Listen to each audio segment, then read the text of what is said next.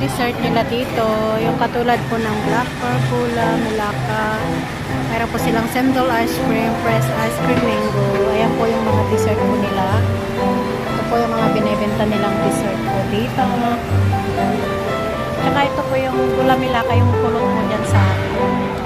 Ito po yung mga iba't ibang drinks po nila lang.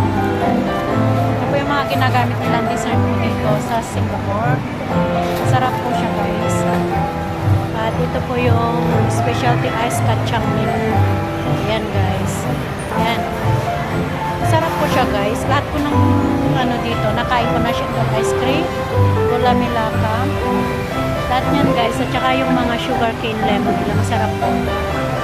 Ganito po sila magtinda dito. At saka yung mga fruit juice po nila dito guys. Ganito po yung fruit juice nila.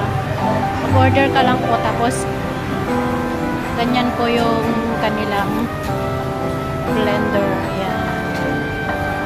Ayan guys. Okay, thank you for watching guys. Ito po yung sugar cane nila. Hello guys, let's eat chendol with ice cream guys. So yummy. Masarap po ito sa tag-init, sa summer. It's so nice guys. It's so yummy. Chendol ice cream. Masarap siya guys. At masarap po ito kapag tag-init.